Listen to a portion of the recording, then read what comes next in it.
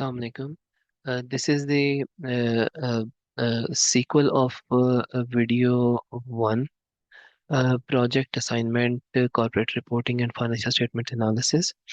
यहाँ पर इम्पोर्टेंटली जो डिस्कशन की जो मैं ज़रूरत फील करता हूँ वो ये है कि हमें सबसे पहले ये पता होना चाहिए कि पब्लिश्ड फाइनेंशियल स्टेटमेंट्स को हम कैसे उसमें एक्सेल के अंदर जो है वो पावर क्यूरी के थ्रू लेके जा सकते हैं। तो हमारे प्रोजेक्ट का सबसे बड़ा और इम्पोर्टेंट पार्ट ये है कि हम यहाँ से अपनी जो इंफॉर्मेशन है उसको कॉपी करके एक्सेल में पेस्ट करने के बजाय डायरेक्टली पावर क्यूरी को यूज़ करें। और वो कैसे करते हैं मैं आपको अभी थोड़ा सा गाइड करता हूँ इस हवाले से। ये आप एक स्क्रीन जो है वो देख रहे होंगे अपने सामने। ये पावर क्यूरी के थ्रू जो है वो पीडीएफ को पीडीएफ का डाटा जो है वो मैंने इसमें जो है वो ऐड किया हुआ है। वो कैसे करते हैं, डाटा में जाते हैं और गेट डाटा फ्रॉम फाइल। यहाँ पर आपको नंबर ऑफ ऑप्शंस मौजूद हैं। आप उसमें से पीडीएफ को सिलेक्ट करते हैं। पीडीएफ को सिलेक्ट करने के बाद आप डायरेक्टली जो है उस जगह फाइल पाथ देते हैं। फाइल पाथ हमारा जो मौजूद है वो ये है। ये मैंने जो है वो हैवल की जो और होंडा एटलस और इंडस टोयोटा की जो है वो फाइनेंशियल स्टेटमेंट्स रखी होंगी, हम इसे इंपोर्ट कर लेते हैं। इंपोर्ट करने के बाद वो डायरेक्टली एक पावर क्यूरी की के नेविगेटर के ऊपर लेके चला जाता है। यहाँ पर जाकर थोड़ा सा वेट कर लें। अ, अगर आपका सिस्टम जो है वो उतनी देर में उस सारे डॉक्यूमेंट को रीड कर ले। बेसिकली ये जो डॉट्स हैं ये उस रीडिंग सर्कल को कंप्लीट कर रहे हैं जो कि पीडीएफ के अंदर जितना भी डाटा मौजूद है उसके हवाले से।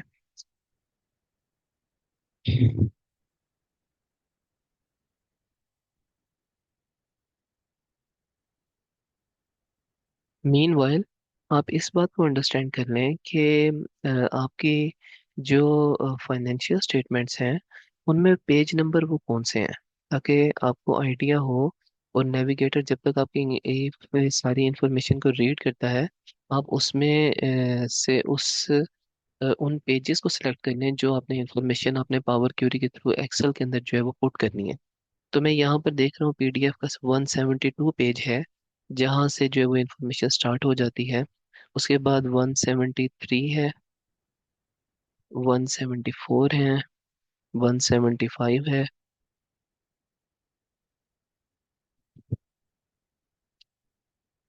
इन पेजेस को हम दोबारा से चेक कर लेते हैं, क्योंकि हमारा जो प्रोजेक्ट है, जो पावर क्यूरी के थ्रू हम डाटा अपलोड कर रहे हैं वो डाटा हमारा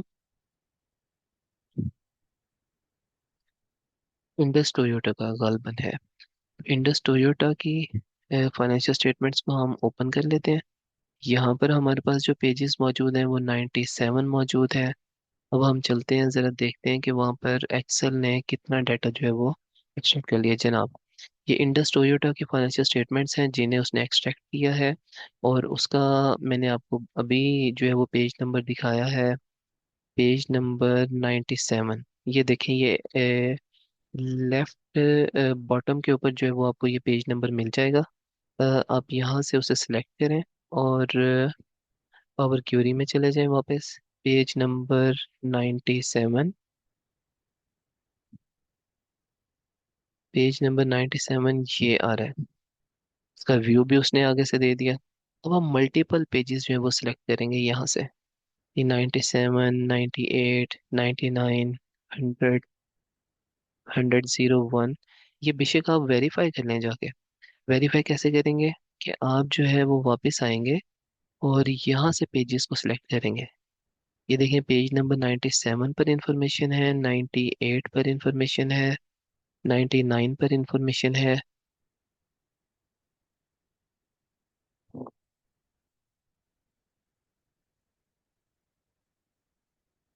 तो 99 तक जो है वो आप इंफॉर्मेशन को एक्सट्रैक्ट करेंगे। वहाँ पे सारे सिलेक्ट करके यहाँ पे ट्रांसफॉर्म डाटा को ले जाएंगे।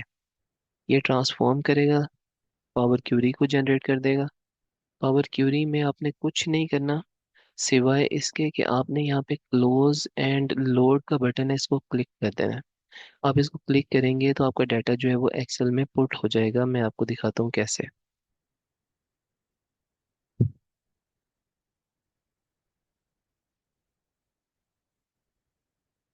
ये है, ये देख रहे होंगे आप, ये इंडस मोटर कंपनी लिमिटेड का डाटा है, जो कि फाइनेंशियल पोजीशन है, स्टेटमेंट ऑफ प्रॉफिट और लॉस है। ये सारा डाटा जो है वो यहाँ पर एक्सट्रैक्ट हो चुका है। इसी तरह से आपने एटलस होंडा का डाटा जो है वो पुट करना है, उसका पीएनएल पुट करना है। इसी तरह हैवल का डाटा पुट करना है। और फिर जो है वो आपने डायरेक्टली ट्रायल बैलेंस के ऊपर आ जाना है। ये है ट्रायल बैलेंस, जो कि मैंने कंपनी से एक्सट्रैक्ट किया हुआ है। और मैं इसको किस तरह से बना रहा हूँ, मैं आपको थोड़ा सा इसका वे बताता हूँ। एक बात बस अपने जहन में रखिएगा कि डेबिट और क्रेडिट जो है वो ऑलवेज शुड बी इक्वल। ये वैल्यूज हैं जो कि ऑलवेज इक्वल होनी चाहिए। इसमें बहुत इजी है। डेबिट वाली साइड पर आपने एसेट्स और एक्सपेंसेस को रखना है, और क्रेडिट वाली साइड को में आपने लाइबिलिटीज, इक्विटी एंड रेवेन्यूज, इनको जो है वो आपने क्रेडिट वाली साइड पे रखना है। बस बहुत इजी, सिंपल। और इसमें सिर्फ एक चीज़ है, मैंने इसका फॉर्मेट चेंज किया था। फॉर्मेटिंग में मैं आपको एक नई चीज़ बताता हूँ पावर क्यूरी के अलावा, जो हम एक्सेल में सीख रहे हैं। वो दूसरी बात ये है कि आप इसको स्ट्रक्चर वाइज करें। ये ट्रायल है, ट्रायल बैलेंस है इंडस मोटर कंपनी लिमिटेड का।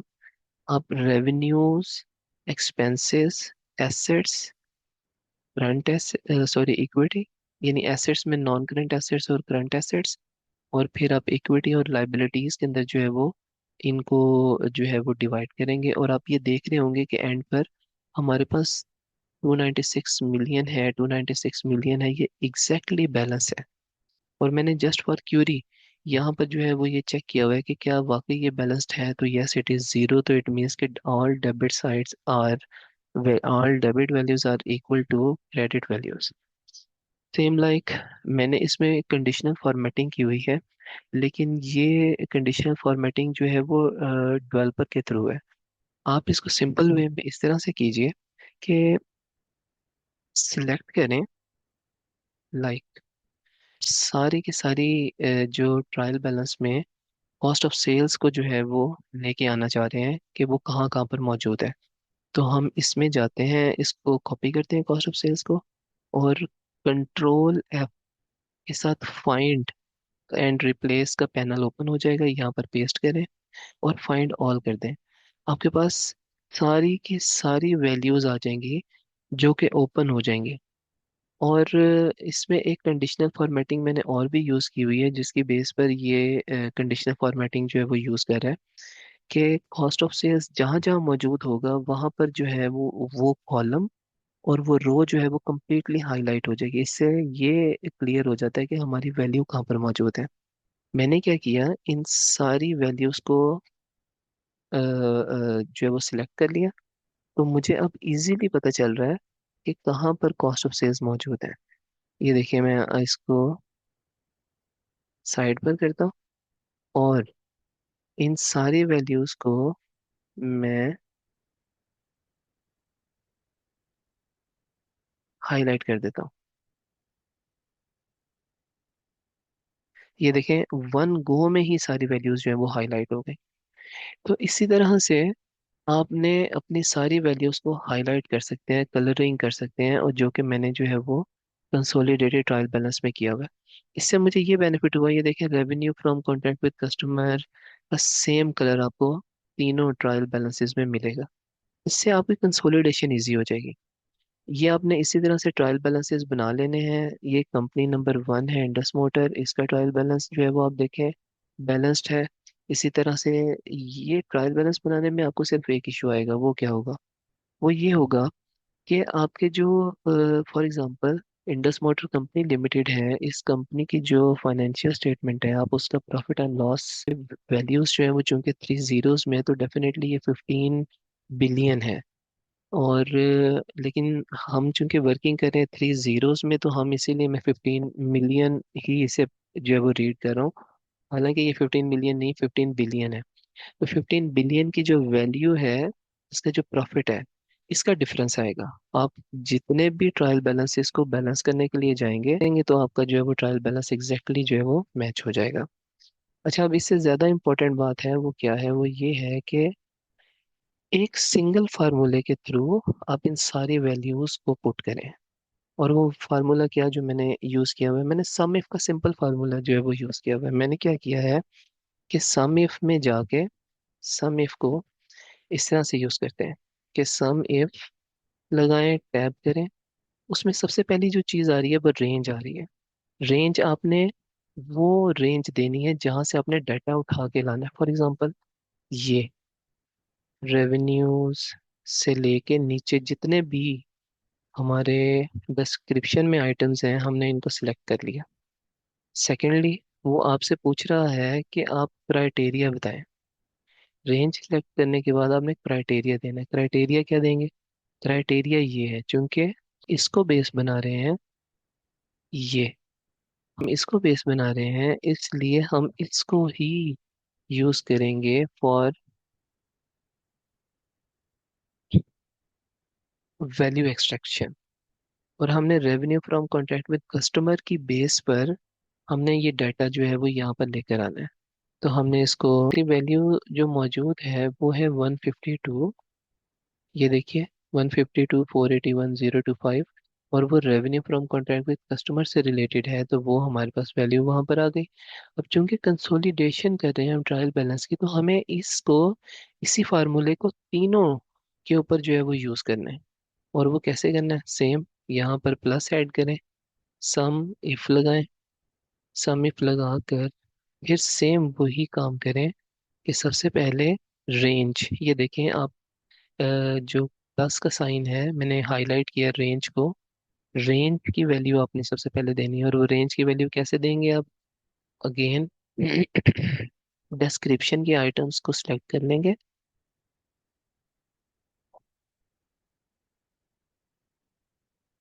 कॉमा, और वो वैल्यू लेंगे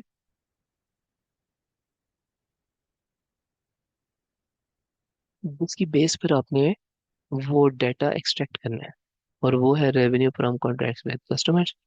अगेन ये देखें क्राइटेरिया हमने दिया, ये revenue from contract with customer. फिर हमने सम रेंज देना है, और सम रेंज हम कौन सी देंगे? अगेन वही जिसका हमने सम करना है। और चूंकि ये रेवेन्यूज हैं तो हमने क्रेडिट वैल्यूज को सिलेक्ट कर लेना है और हमने यहाँ पर क्लोज कर देना है इसे। अगेन फिर हमने सम इफ का फार्मूला लगाना है।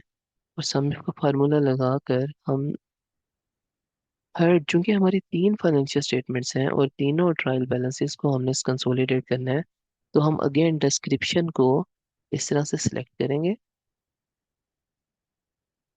और वही हम उसकी क्राइटेरिया बनाएंगे। उसका क्राइटेरिया किसे बनाना है? हमने क्राइटेरिया हमने बनाना है again revenue from contracts with customer को, और कॉमा सम रेंज। अब सम रेंज अगेन वही कि ये हमने क्रेडिट करना है इस, और ये आप देखेंगे कि मैं ब्रैकेट्स क्लोज करूंगा तो हमारे पास डाटा जो है वो एग्जैक्टली वही आ जाएगा जो कि हमें रिक्वायर्ड है। कैसे हम इसको वेरीफाई कैसे कर सकते हैं? आप ये देखिए, हमें तीनों ट्रायल बैलेंस के तीनों क्रेडिट बैलेंसेस को सम करना था जो कि हमने वहां पर किया। तो आप सिलेक्ट करेंगे इस वैल्यू को, इस वैल्यू को और इस वैल्यू को, तो आपके पास यहाँ राइट बॉटम लेन में वो टोटल वैल्यू आ जाएगी। ये आप देख रहे होंगे नीचे। और ये एग्जैक्टली वही वैल्यू है जो कि हमने फार्मूले के थ्रू वहां पर जो है वो एक्सट्रैक्ट की है, ये वैल्यू। इसके अलावा और भी ज्यादा इम्पोर्टेंट बात क्या है, वो ये है कि आप इसको इस तरह से भी कर सकते हैं। एक तो आप सम इफ का फार्मूला यूज कर सकते हैं, और दूसरा आप प्लस का साइन जो है वो सारी वैल्यूज पे पुट कर दें।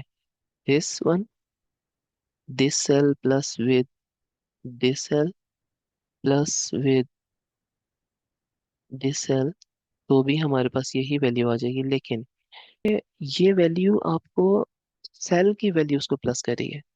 ये वैल्यू जो ए आई में वैल्यू है, ये फार्मूला की बेस पर जो है वो सिलेक्शन कर रही है। ये देखें, ये फार्मूला जो मैंने ऊपर मेंशन किया हुआ है, इस फार्मूले को मैं नीचे ड्रैग करूंगा तो सारी की सारी वैल्यूज वही आ जाएंगी जो कि हमें रिक्वायर्ड है।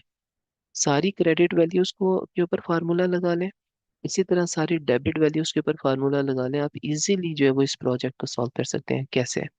ये देखिए, इसको ड्रैग करने से पहले आपने क्या करना है कि जितनी भी वैल्यूज हैं, जो रेंज, सम रेंज और रेंज वाली वैल्यूज को आपने लॉक कर देना है।